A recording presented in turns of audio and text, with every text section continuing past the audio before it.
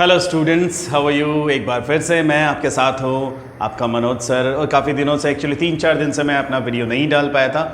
Actually मैं थोड़ा सा एग्ज़ाम्स की प्रिपरेशन में बिज़ी था, तो अभी एक्चुअली फर्स्ट ग्रेड के एग्ज़ाम्स हैं, तो उस चक्कर में थोड़ा सा मैं बिज़ी था, इस वजह से थोड़ा सा डिले हो गया। इसके लिए मैं माफ़ी चाहता हूँ और मैं अपने सारे स्टूडेंट्स को, बॉयज़ एंड गर्ल्स सारे आ जाइए वापस एक बार हमारे साथ और बैठिए चिपक के। एज फिर से हम लोग एक नया टॉपिक लेकर आए हैं, एक नया चैप्टर लेकर आए हैं और उस चैप्टर पे हम लोग बात करने वाले हैं। तो थोड़ा सा अब बात कर लेते हैं कि पहले थोड़ा सा ये पता कर लेते हैं कि आज जो हम लोग चैप्टर डिस्कस करने वाले हैं वो कौन सा होगा। लेकिन इससे पहले थोड़ा सा आप लोगों से बातचीत हो जाए। तो सभी लोगों से कहना चाहूँगा मैं, जिन लोगों ने एक्चुअली मुझे सब्सक्राइब किया है वो बहुत actually I am very grateful and very big thank to all जिन लोगों ने अभी मुझे तुरंत सब्सक्राइब किया। इसके अलावा जो लोग हमारे वीडियोस देख रहे हैं, इसके अलावा जिन लोगों ने हमें सब्सक्राइब नहीं किया है और वो हमारे वीडियोस भी देख रहे हैं, तो actually big thank to all even. और आप सभी को बहुत बहुत धन्यवाद। और अब जल्दी से एक और छोटा सा आप लोगों को काम करना है। जिन लोगों ने मुझे सब्सक्राइब नहीं किया उन्होंने जल्दी से मुझे सब्सक्राइब करिए और आपकी जो JJJ क्लासेस हैं उसमें शामिल हो जाइए, जहां आपको एक बार फिर से नए नए वीडियोस और नई नई चीज़ें आपको मिलने वाली हैं। और मैं हूं आपका वही मनोज सर, और इसके अलावा हमारा वही चैनल है जिसका नाम है JJJ क्लासेस। और JJJ क्लासेस में एक बार फिर से एक और नया हम लोग लेकर आए हैं चैप्टर। तो चलिए बात कर लेते हैं वो चैप्टर क्या होगा। आज हमने आपकी जो बुक है विस्टास, उसमें से एक चैप्टर हमने लिया है और चैप्टर का जो नाम है वो है आपका मेमोरीज ऑफ चाइल्डहुड। आज जो हमने चैप्टर सेलेक्ट किया है वो मेमोरीज ऑफ चाइल्डहुड है, जिसमें स्पेशली तो फीमेल थीम्स पे बेस्ड है।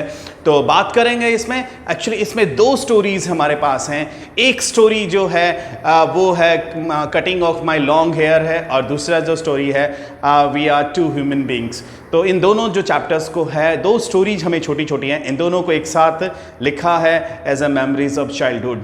तो जो पहला जो स्टोरी है cutting of my long hair, थोड़ा सा पहले उस पर बात कर लेते हैं। जो जितकाला सा जो उसकी राइटर है, तो जितकाला सा ने एक्चुअली ये जो अमेरिका जो एक तरह से एप्पल कंट्री के रूप में फेमस माना जाता है, वहाँ पे गर्ल्स के साथ जो इंडियन, स्पेशली इंडियन गर्ल्स के साथ किस तरह से बिहेव होता है और किस तरह से एक्चुअली उनको सबमिट करना पड़ता है फाइनली, और उनके रूल्स को मानना पड़ता है, तो ये बताया जाता है। और थोड़ा सा एक्चुअली बात ये की जाती है कि उसकी जो पर्सनल फ्रीडम है उसको ताक पे रख दिया जाता है और उसको मजबूर किया जाता है कि वो वैसे ही रूल्स फॉलो करे। दूसरा जो स्टोरी है वो है वी आर 2 ह्यूमन बीइंग। वो बामा ने लिखा है, और बामा एक actually she is a Dalit writer, और इन्होंने ये तमिल से बिलोंग करती हैं, तमिलनाडु से।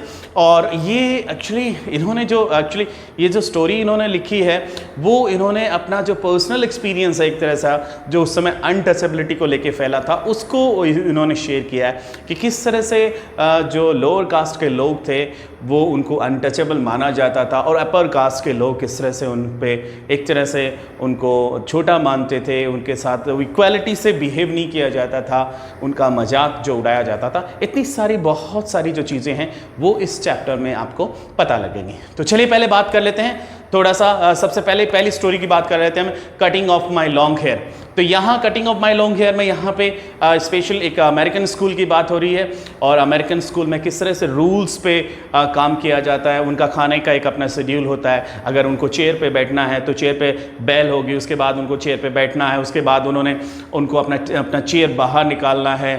टेबल पे जैसा ही आप बैठते हैं तो अपना चेयर बाहर निकालेंगे, उसके बाद आपको स्पून या फोक लेना है, और फिर इस तरह से कब खाना शुरू करना है, इससे पहले प्रेयर करनी है। तो for everything rule for them.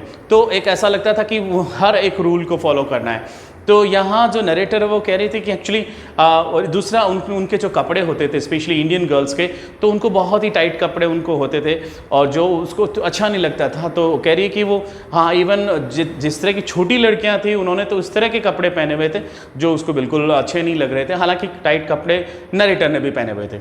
इसके अलावा वो बात करती है कि जैसे ही शेड्यूल स्टार्ट हुआ, खाना शुरू हुआ, तो लड़के भी आए उधर और खाना जैसे ही शुरू हो गया तो उसकी एक फ्रेंड है जुडविन, और जुडविन को उसने कहते हुए सुना कि जो इंडियन लड़कियां हैं जिनके बाल लंबे हैं उनके बाल सिंगल कर दिए जाएंगे, काट दिए जाएंगे। और इसको सुन के नरेटर ने कहा कि नहीं, वो ऐसा नहीं करेगी। तो जुडीन ने कहा कि वो बहुत पावरफुल है, और उनको ऐसा मानना पड़ेगा। तो वो कह रही है कि नहीं, मैं सबमिट नहीं करूंगी, इतनी जल्दी से मैं हार नहीं मानने वाली, मैं पहले स्ट्रगल करूंगी, संघर्ष करूंगी, उसके बाद देखेंगे। अब पहले वो फाइट करेगी।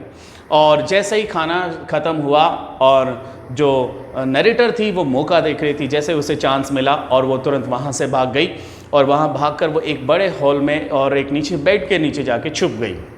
तभी जूडीन के साथ बाकी वो सारी फ्रेंड थी, एक वो पीले फेस वाली जो लेडी थी जो बार बार ये चिल्ला रही थी कि वो कहाँ है। तो सारे लोग उसको मिलके ढूंढ रहे हैं और फाइनली उसको ढूंढ लिया जाता है और वहाँ से बेड के नीचे से उसको घसीटते हुए नीचे लाया जाता है और फिर एक चेयर के बांध दिया जाता है और उसके बाद उसके बाल सिंगल कर दिए जाते हैं।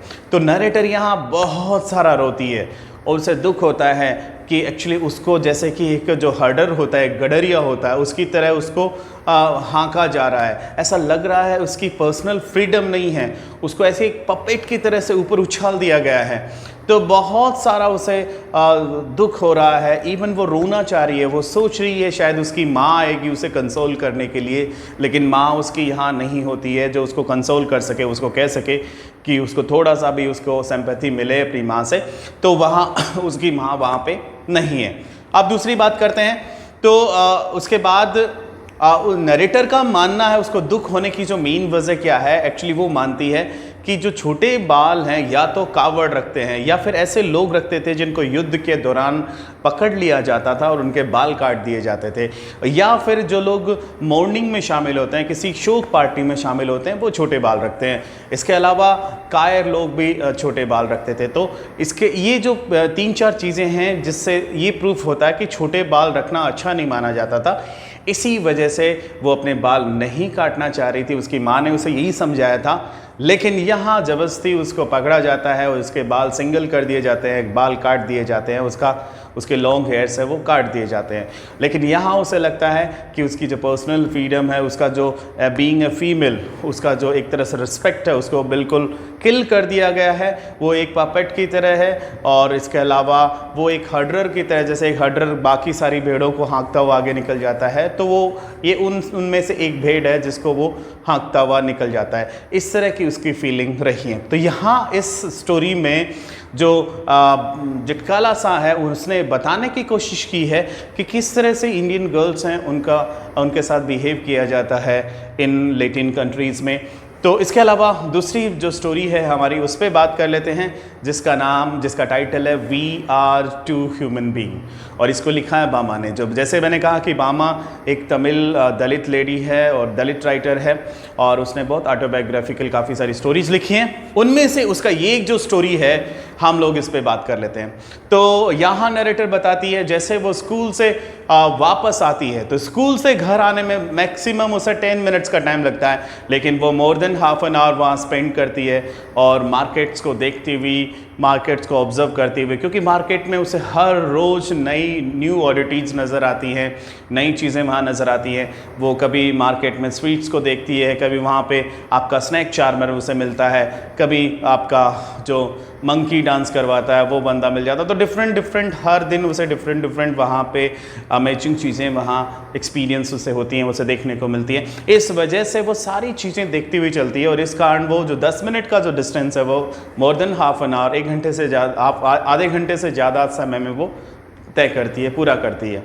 और ऐसे ही वो एक दिन जैसे ही वापस आ रही थी तो आते समय अचानक उसने देखा एक लंबी सी हाइट वाला एक थोड़ा सा एज पर्सन, और उसके हाथ में कुछ एक पैकेट था। उस पैकेट को उसने स्ट्रिंग से पकड़ा हुआ था, धागे से पकड़ा हुआ था, और जिस तरह से पकड़ा हुआ था तो उसने नरेटर ने दूर से देखा कि इसमें शायद वदई जैसा कुछ है, जो जैसे कि केले की जो सब्जी बनती है उस तरह का कुछ ग्रीन सब्जी बना हुआ है और उस पैकेट में उसमें रैप किया हुआ है। और उसे ऐसा लगा जिस तरीके से उसने हाथ में पकड़ा है वो पैकेट, उसमें से हो सकता है वदई नीचे गिर जाएंगी, उसमें से जो भी चीज़ उसमें रैप की हुई है वो नीचे गिर जाएगी। तो ये वो चीज़ें उसे देख के उसे हंसी आ रही थी। और जैसे ही वो बाद में एक आदमी एक ठेकेदार के पास गया और वो स्ट्रिंग उसको दे दिया, स्ट्रिंग से उसने उस पैकेट को पकड़ा और खाना खाने लग गया। तो ये सारी कहानी वो हंसकर वो घर पहुंची, तभी उसका बड़ा भाई अन्ना वहाँ पे था और उसने वो अपने बड़े भाई को, अन्ना को, ये सारी कहानी सुनाई। तो बर्ड्स के बड़े भाई ने कहा कि इसमें हंसने वाली बिल्कुल कोई बात नहीं है। एक्चुअली जो बंदा ये जो वदई लेकर आ रहा था, वो स्ट्रिंग से पकड़े हुए जिस तरह उस पैकेज को लेके आ रहा था, एक्चुअली वो लोअर कास्ट से था। और ये जो उसने जो जमींदार था जो उसको उसने ये खाना दिया था, जिसने उसने वहाँ पे खाना खाया, तो उससे थोड़ा सा रियलाइज हुआ कि किस तरह से ये लोग हमें एक actually so called upper caste बना के और लोअर कास्ट के लोगों के साथ किस तरह से वो टॉर्चर किया जाता है। तो उसे बड़ा गुस्सा आया, उसने सोचा कि मैं उस वदई को अभी टच करना चाहती हूँ। और वो कह रही है कि कुछ पैसे अगर इन लोगों ने कमा लिए ज़्यादा, जो अपने आप को सो कॉल्ड अपर कास्ट कहते हैं, अगर इन्होंने कुछ ज़्यादा पैसे कमा लिए तो इन ज़्यादा पैसे की वजह से ये थोड़ी है कि हमारे लोग इनके लिए काम करेंगे, इनके लिए दिहाड़ी मजदूरी करेंगे। ये बिल्कुल ही नहीं है। ये भी वो ही रिस्पेक्ट डिज़र्व करते हैं जो ये लोग चाहते हैं। तो इस तरह से उसने एक बार फिर से अपने बड़े भाई को ये बात करी। तो उसके बड़े भाई अन्ना ने उसे कहा, समझाया कि एक्चुअली इस तरह का जो डिफरेंस है, जो डिस्क्रिमिनेशंस है, एक तरह से वो दूर किया जा सकता है। और इसको पीछे आपको बहुत सारा लेबर करना पड़ेगा, मेहनत करना पड़ेगा, तुम्हें बहुत सारा पढ़ना पड़ेगा। और एक दिन जब तुम्हारे अच्छे मार्क्स आएंगे तो मुझे लगता है कि वो डिफरेंस अपने आप ख़त्म हो जाएगा, सारे लोग तुम्हारे पास आएंगे और वो जो डिफरेंस है वो ख़त्म हो जाएगा, सारे लोग फ्रेंड्स बन जाएंगे। तो उसने अपने बड़े भाई की बात मानी और बहुत सारा लेबर किया, परिश्रम किया। एग्ज़ाम में वो फर्स्ट रही, उसके बाद बहुत सारे लोग आए और उसके साथ फ्रेंड्स बन गए। तो इस तरह से ये दो स्टोरीज़ हमें मिलती हैं। इन दोनों स्टोरीज़ में एक्चुअली उठाने की कोशिश की गई है जो फीमेल इनडिग्निटीज़ है, उसकी बात हो रही है कि किस तरह से फीमेल्स के लिए जो रिस्पेक्ट है वो सोसाइटी में देखने को मिलता है। अब अगर हम लोग बात करें पहले स्टोरी की, तो बीइंग अ इंडियन गर्ल किस तरह से उसको टॉर्चर किया गया, उसको रिस्पेक्ट को उसको ख़त्म किया गया और उसके बाल सिंगल कर दिए गए।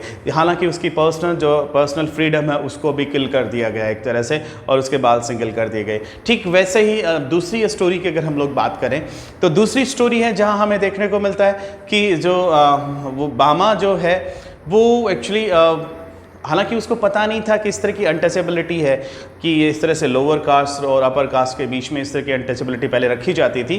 तो वो जब उसको रियलाइज़ हुआ तो उसे बड़ा दुख हुआ कि भाई ये एक्चुअली सारे ह्यूमन बींग्स हैं वो एक जैसे हैं, उनमें इक्वालिटी होनी चाहिए, लेकिन on the caste, on the creed, ये सब चीज़ें जो है उनको थोड़ा सा अलग बनाती हैं। तो ये नहीं होना चाहिए।